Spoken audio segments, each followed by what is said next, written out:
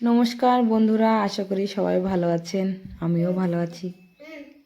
দেখুন আমাদের ঘরে মানি প্ল্যান্ট গাছ কি সুন্দর বড় বড় পাতা হয়েছে।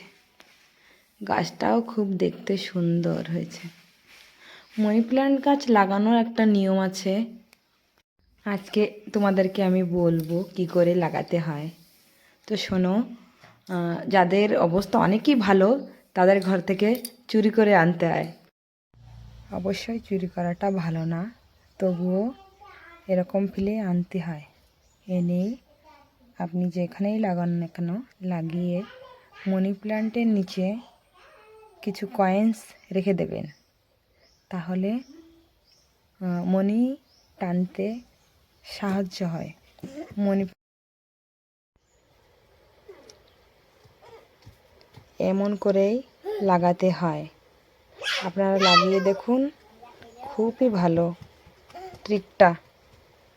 আমিও করেছি। নমস্কার।